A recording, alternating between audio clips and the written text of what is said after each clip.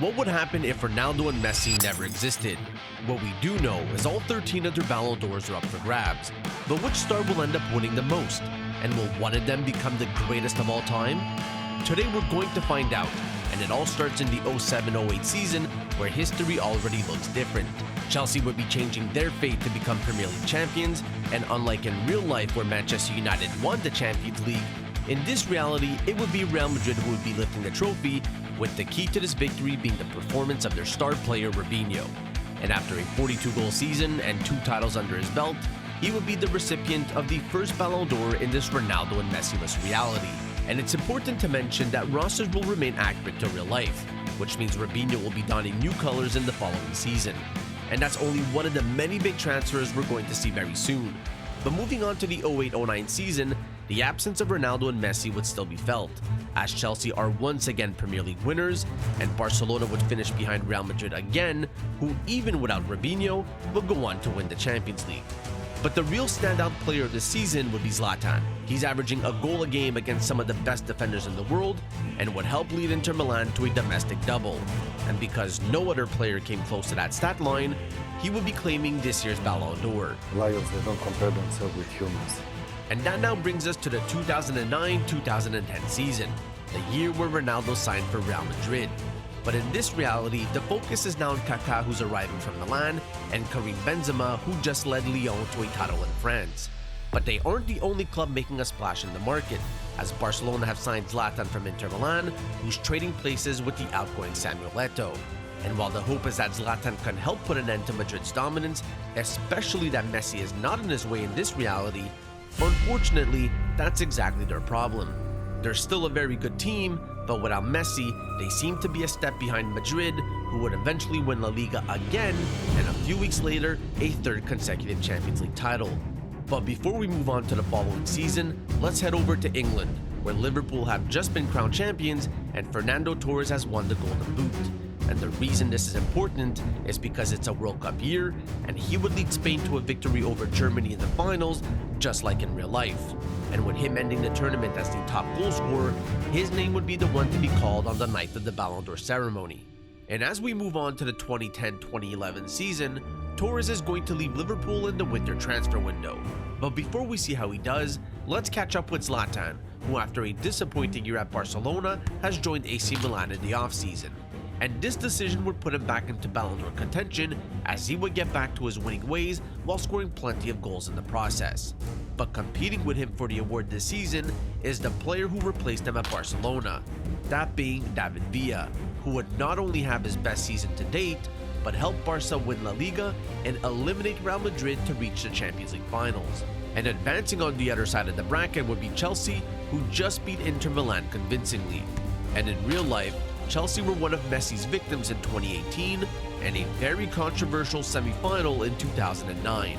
But unlike in real life, this time around there's no Messi, and there would certainly be no controversy. Torres, another chance for him! Oh, that is brilliant! Here's Fernando Torres, fantastic shot! Absolutely wonderful goal! So after that performance in the finals to cap off a 38-goal season and 2 titles under his belt, Fernando Torres is the first player in this reality to win back-to-back Ballon d'Ors. And we now have to start asking ourselves, will Fernando Torres be the best striker of our generation? It's still too early to tell, and there's many more years left for some of our stars to catch up. So let's speed things up. The following season would belong to Karim the Dream, who's now solidifying himself as Madrid's star player, and because he was able to lead them to a treble-winning season, he would be awarded his very first Ballon d'Or 10 years before it happened in real life. And in the following season, we would see the rise of a young Eden Hazard, who in his first year with the Blues would not only become the league's top goal scorer, but the Player of the Year and the 2nd youngest Ballon d'Or winner in history. And that now brings us to 2013, which would be a pivotal year for Barcelona. It begins with the signing of Neymar, who would immediately take the league by storm with dribbling and flair that hasn't been seen since Ronaldinho donned these colors. And with the addition of the young Brazilian, Barca would break the all-time points record in a singular season with a total of 34 wins and 105 points. And while Neymar has played a huge part in this happening, the Ballon d'Or would instead be going to the one pulling the strings. that being Iniesta, who was the first midfielder in this reality to win this award. But while Neymar just barely missed out, the spotlight would very much be on him in the following season, and it can be summed up in 3 simple words: treble, winning, season. And off the back of a 42-goal campaign across all competitions, Neymar is being awarded with his first Player of the Year award. And after just barely missing out on the Ballon D'Or last year, it would finally be his turn to win his first of hopefully many more. It's safe to say that Barcelona has been revived since Neymar's arrival, but we can't forget that Suarez has also played a part in this success, and the following season would be no different, as they would be adding another La Liga title to their trophy cabinet and potentially a second consecutive Champions League title if they can beat the Premier League champions who are led by Sergio Aguero and a young KDB. It would be quite the underdog story if they can pull off this win, but they would quickly find themselves trailing 2-1 at the end of the first half. But this isn't something new for City, who got to this point by making a comeback against Real Madrid in the previous round. So this game is far from being over, and if they were to make a comeback, they have the right guy to make that happen. Aguero! A stopping finish! David Silva. Aguero! The first major upset of this reality has taken place, and Aguero would be reaping the benefits of his finals performance by winning a tightly contested Ballon d'Or. And with City only getting better from this point onwards, who knows? Maybe Aguero could be winning more than just one. But until we see if that happens, we're moving on to the following season and putting the spotlight back on Benzema, who alongside Bale and James Rodriguez would bring Real Madrid back to their winning ways by first winning both domestic titles and a week later the Champions League. And in regards to this year's awards, Neymar would actually be voted as the Player of the Year. But for the second time in this reality, the Ballon d'Or would be awarded to Benzema. We're nearly a decade into this experiment, and this is where we stand. Fernando Torres and Benzema sit joint top with 2 Ballon d'Ors each. Zlatan, Iniesta, and Robinho are old at this point and will remain with their singular Ballon d'Or, followed by Eden Hazard, Sergio Aguero, and Neymar, with time on their side to potentially add more. So let's officially move on to the infamous 2017-28 season, where Neymar would leave Barcelona to join PSG for a record-breaking transfer fee. A move that, as we know from real life, didn't work out in his favor. But could that change in this reality? We're about to find out, and we'll be focusing on PSG's Champions League run, as they would be headed to the semi-finals after defeating Benfica. But standing in the middle of them in a finals appearance is Neymar's former team. And in the first leg, it would be Barca's newest signings that would open the scoring to give them an early 1-0 lead. However, that very same lead would disappear rather quickly, as Neymar would get himself on the score sheet to tie things up, followed by Cavani, now giving them a 1-goal lead heading into the second leg. And at the Camp Nou, Sergio Busquets, who isn't known for his goals, would tie things up. But just as it happened in the first leg, the celebrations would be cut short, as Neymar would put the team on his back by setting up Julian Draxler to give PSG the lead once again, and the final dagger coming in the dying moments of the game. Neymar cuts in, passes it to Cavani, back to Neymar. Neymar takes the shot, 4-2 PSG. Next stop, Champions League Finals. And in the other semi-final, it would be Juventus getting the better of Real Madrid, all thanks to the performance of former Madrid player Gonzalo Higuain and the young Paulo Dybala.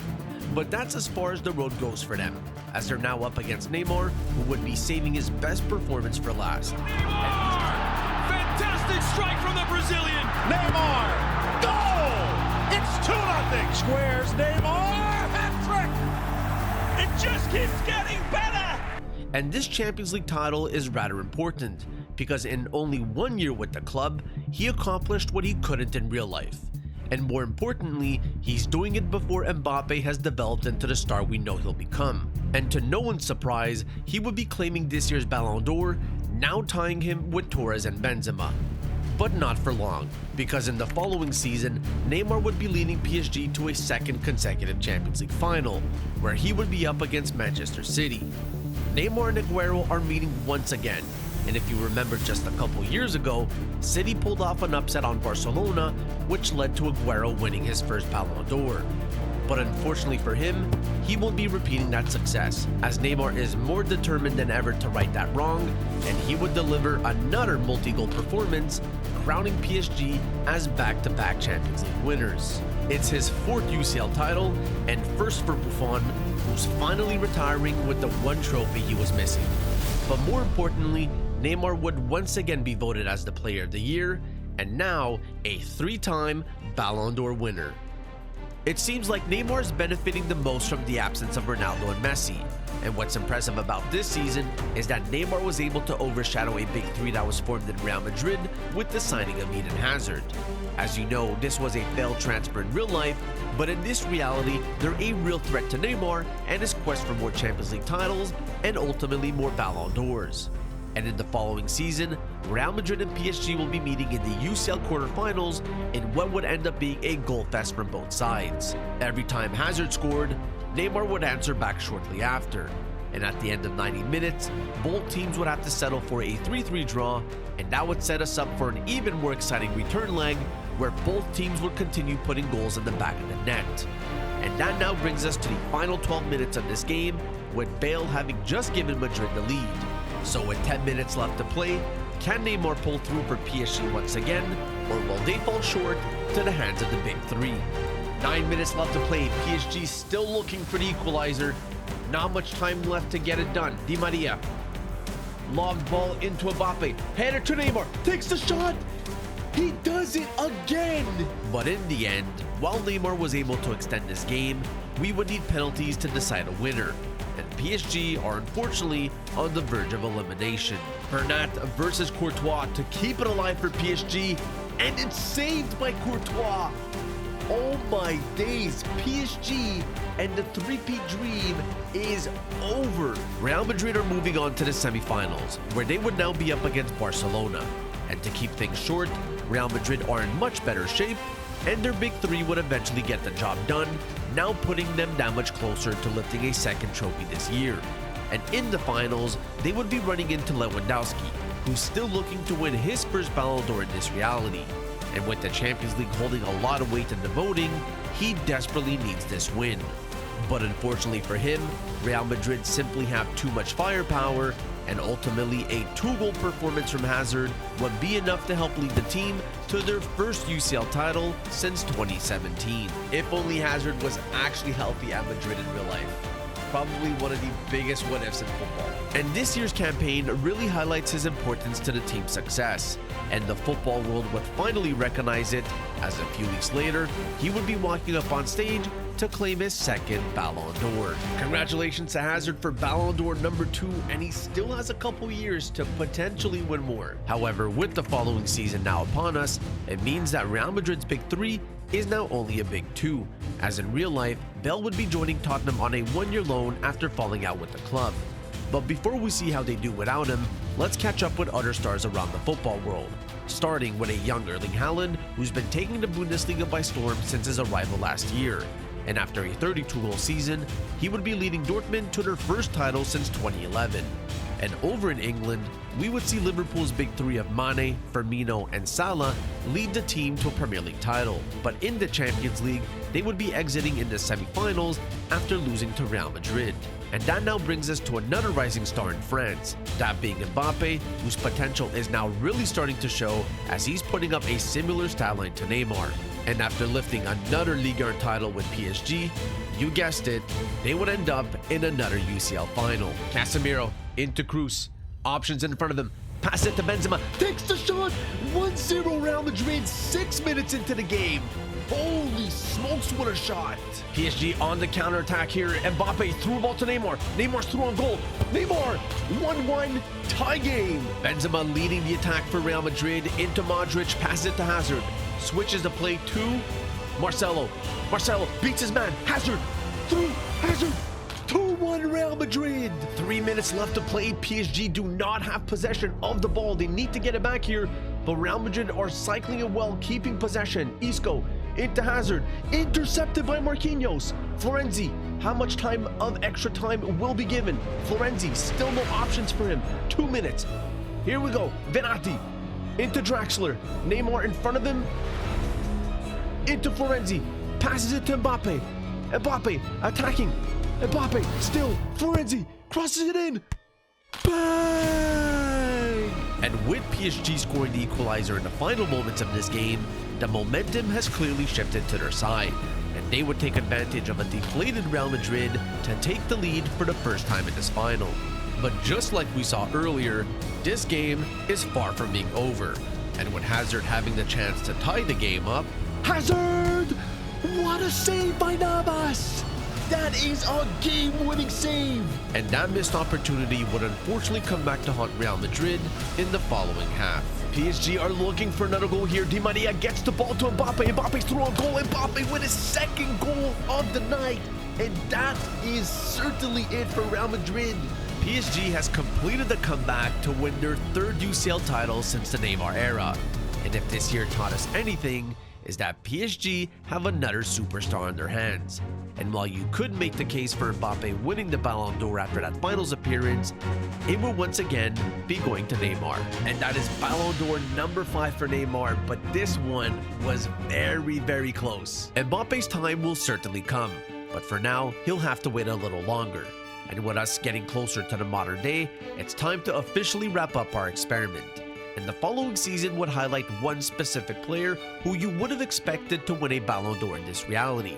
That being Gareth Bale, who has returned to Real Madrid for one final year. I'm happy to be back. Obviously love this club with all my heart. I've had great memories here. And while he is 33 and on the back end of his career, he seems to have reinvented his game. I'm not the 20-year-old that sprints 90 yards down the touchline every 2 seconds. I think when you get old, you realise that you have to manage yourself a little bit more. You pick the right moments to go rather than every single time when you have a bundle of energy when you're young. So, and you learn the game more. I think you don't have to keep running when there's no one in the box. You come out, keep possession.